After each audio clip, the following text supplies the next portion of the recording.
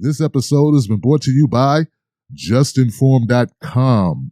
If you're tired of being censored, tired of having your data stolen and sold, go to JustNForm.com, a social media site where all voices are welcome. So once again, we have been forced to cycle back to Venezuela, which I have no problem with because Venezuela is a very, very important topic. Now, if you don't know where I stand, I will give you a quick recap. America has never, ever, ever, ever, ever helped a country in need for any other reason other than to take its resources for itself. We only establish coups in countries that will not bow down to us, give us access to their country so we can have access to another country's resource and launch our military from there. Or you're an economic threat, probably because of your resources, right? As a brief example, it's a brief one. Brazil, which a lot of people don't know, people don't know about Brazil. There's a reason for that. People don't know about Brazil. Do you know how Brazil is in the current state that it's in as far as the economy is concerned? We established a coup in Brazil decades ago, and they've still not recovered. Still, you have to be you have to question at some point why they haven't recovered, right? I mean, just think about it. They have some of the most beautiful weather, the most beautiful tourist attractions. Soccer is like one of the world's richest sports, and Brazil thrives in it, and they have a lot of people who are successful and bring that money back to Brazil. It has a lot of tourists. They have a lot of ethnicities, a lot of different cultures, a lot of different variations of race. They have almost the same ethnic makeup and agricultural makeup, with even some advantages, as the United States. But you can't have the same, no. That means your competition. So before Brazil could get established, we had already been established. At that time, we had already abolished slavery for about 40 or 50 years. A little bit more established. No, actually, I think about 60 to 70 years is closer. So we're a little bit more established, but established enough to make sure that Brazil couldn't become the progressive country that it was always meant to be, and that it couldn't become the economic juggernaut that it was always meant to be. So we liberated them because they have sugarcane, but not only did they have the sugarcane, obviously they have the Amazons, they had tourists, they had beaches, they had weather, they had they had a very ethnically unique culture, very similar to the United States. That's problematic. Well, we did this again in Iran, as most of you all should know by now. If you watch my show, I talk about because the overthrow of Mossadegh is one of the most disgusting examples of us using McCarthyist tactics to overthrow a democratically elected president. Why? Because he wanted to nationalize oil. Mossadegh, 1954. Look it up. Iran. Why do you think we have all of our problems with Iran? Because they will not bow down to us. But all the big problems that we know about Iran as far as their government is concerned started with the right-wing dictators that we installed. Just as an example that hits closer to home, that is South America, Cuba. Most of you all, and I'm going to touch a little bit more on this whenever I read to you all Tulsi's quote, but most of you all don't know about Cuba. Most of you all just think Fidel Castro communist, Bay of Pigs. That's what we're taught in school, right? Of course, that's what we're taught. Most of you all don't know that Cuba was in the middle of harsh segregation because they were emulating United States policies. Now, why were they emulating the United States policies? Well, because Cuba used to be not used to, but it is technically still, but was even more so then. They were very, very profitable in sugarcane. That's where the whole sugar queen thing comes from. And like Florida is known for having problems when it comes to the industrial production of sugar.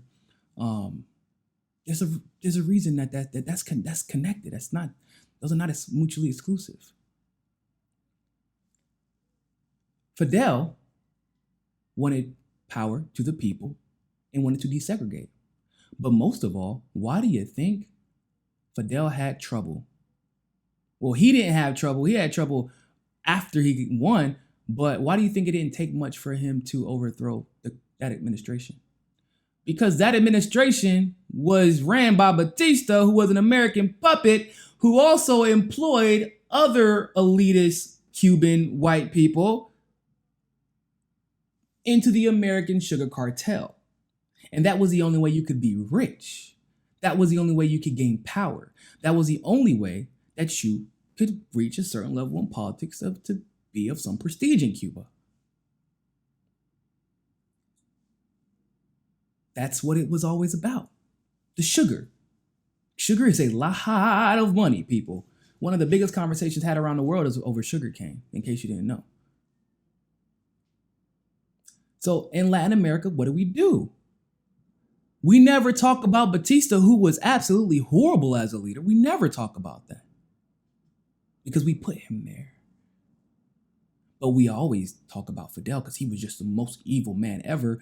The most evil man that all of a sudden had a 99% literacy rate in his country while he was in charge of Cuba. And then they had a 50% women, 50% male to female ratio for the legislature. Very similar to these convenient facts that are also ignored when it comes to Venezuela. Whenever they start to prosper, we start to clamp down harder because, the Cuban embargo and things like that. Same thing. We have sanctions on Venezuela, and now we're about to put billions more on them. You get what I'm saying.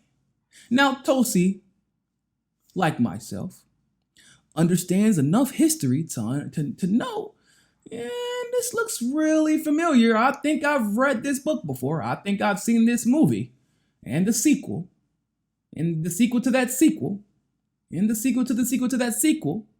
And when it comes to Venezuela, we are probably on Rocky 150 as far as regime change is concerned. Because if you've been paying attention long enough, you know that we've seen this before. And in case you had any doubts, Tulsi does a very good job clearing that up. So Tulsi goes on Twitter, and she does what she does, which I think is, by the way, far too unappreciated. Tulsi has always had a habit, especially over the last 3 years, of telling it like it is, being unafraid to confront either the Republican or the Democratic establishment. That's why they both dislike her. That's why they're rearing against her. That's why they won't give her TV time. That's why they are scared of her. That's why they're trying to prop up Kamala as this woman of color. And that is how historic it would be to be a woman of color. But not talk about Tulsi like that wouldn't be historic to have a woman of color who is also Polynesian and of Hindu descent, which is actually a pretty big deal because brown people, anybody who looks brown and isn't a Christian, they've been demonized in politics. Hell, JFK, as she said in her video, faced backlash just for being Catholic. Bernie faced backlash for being Jewish. This is a big deal according to the rules of identity politics, but they don't care about those rules. They only want to apply those rules to those they want to apply them to. And Tulsi doesn't fit the mold. So Tulsi once again reminds her of why the establishment is scared of her. Because most presidential candidates, I guarantee you will not hear this from. She says, it's about the oil, ... again. She goes on to say, Bolton just exposed the real motive for intervention in Venezuela. And she quotes him saying, we're in conversation with major American companies right now. It would make a difference if we could have American companies produce the oil in Venezuela. We both have a lot at stake here.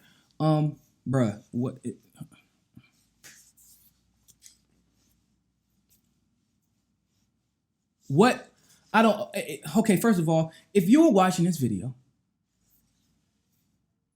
if you've seen this quote, and I'm telling you that Bolton is telling you this, it's about oil. So when we tell you It's about oil. I don't want to hear an argument about the people anymore because that's not what it's about. They're not going to help the people once they get there. Actually, here's how it works. Things begin to become progressively worse when we allow our oligarch and our right-wing conservatives to remove somebody. Why? Because you wonder what comes next. Well, the two examples that I can think of are right-wing theocratic dictator.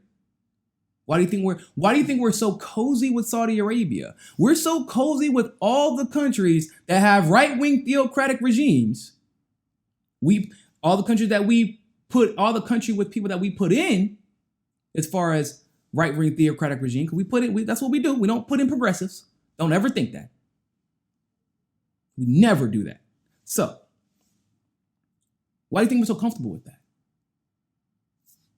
Because that's what we always do. It's easier to, if you haven't noticed, it's really easy to buy off people on the right. That's why like 75 to 80% of super PAC money and corporate donations goes to the Republicans. The Republicans they're easy to buy. Because most of them don't believe the nonsense they're telling you. They believe in self-determination, even if I have to sell my people out and destroy the planet to do it.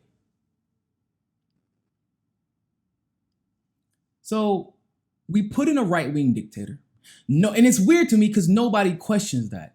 Nobody questioned the fact that Nancy Pelosi actually went on record on Twitter, had no problem saying that she agreed with Donald Trump. Once again, this is a story. It's a movie. This is Rocky 150. Like I said, we've seen this story. Democrats hate Trump. Democrats hate Republicans until it's time to bomb another country, start a war, or screw over United States citizens. That's kind of how they work. Tulsi clearly is outside of that establishment. Now, here's why I brought up Cuba, just as a small aside, but it's very, very important. If you're having these conversations with people, you need to understand these things. Why do you think we were in Cuba? Why do you think we had such a problem with Cuba? Why do you think you focus so much on the Bay of Pigs and JFK's relationship with Cuba and Cuba, Fidel, he's evil. We hate him so much. Maybe because our countries were incredibly invested in Cuba. You all know this, right? And not only were they incredibly invested in Cuba, but they were also strong supporters of the apartheid. Now, weirdly enough, like the GMs of the world, the General Electric of the world, all these companies that we now know were actually involved. They had Nazi subsidiaries in Germany. They were Nazi companies. They were Nazis. Like, they were okay with Nazis killing Jewish people. These companies, okay? Those are also the same ones that had subsidiaries in Cuba. Shouldn't be too surprised by that. Money is the reason war is profitable, right? Struggle is profitable. At least for the 1%, for the very, very top 1%. Struggle is profitable. But here's where it gets even more interesting. In case you're wondering how South Africa became what it is today. Well, you know about Nelson Mandela, and you know about Fidel Castro separately. Do you know that Fidel Castro had to fight on the side of, as an ally of Nelson Mandela against the apartheid? Guess who was on the other side with the apartheid? Guess what side we was fighting on? You guessed it. The side that wanted to keep Nelson Mandela in jail and make sure that the apartheid was preserved. Now, why would we do something like that? Well, once again, American companies had subsidiaries in South Africa. So when I say that Tulsi knows her history, when she says it's about oil again, which ultimately is saying it's about resources again, There's plenty of history to back it up. And that's why I was so ecstatic the first time she called out Donald Trump and called out the Democrats and just said, yo, y'all, we need to stay out of Venezuela. We know what this is for. Let Venezuelans prove their self-determination and pick their own leaders and solve their own problems and deal with their own election fraud if there is legitimate election fraud. How did you just recognize a random person as the interim leader? Nobody thinks about stuff like that's not how politics works. You made 50,000 phone calls, have been plotting this for a year. You didn't just Guaido. You had a funny name. I like cut of his jib. You're the president now. That's not how it works.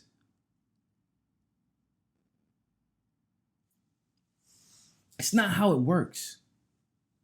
I don't even have to. I can tell you about all the sanctions that America put on Venezuela to make sure that their economy stayed inflated. I can tell you about the racial divide and the income inequality that is part of the racial divide and how Black people love Hugo Chavez. They also love Nicolas Maduro.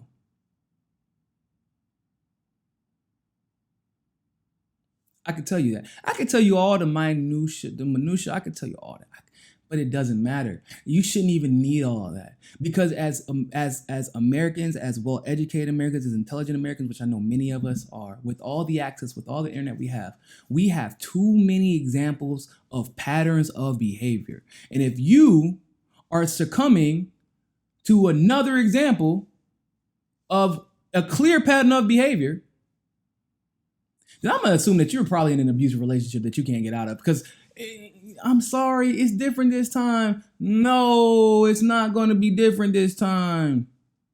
It's not. It's the same thing. Bolton let you know it's the same thing. It's the same thing. It's the same freaking thing. Thank you, Tulsi Gabbard, once again for calling out the establishment for what it is. And always remember more than anything else, people. Find your balance. Peace. Thanks for watching that segment of Mi Casa es Su Casa. You can donate to our Patreon and keep helping the network grow by clicking on the link in the description below. And also, make sure you join us at JustNForm.com. And finally, make sure you subscribe to us on Roku and be part of the very first independent news network on Roku TV. But more than anything else, always remember, find your balance.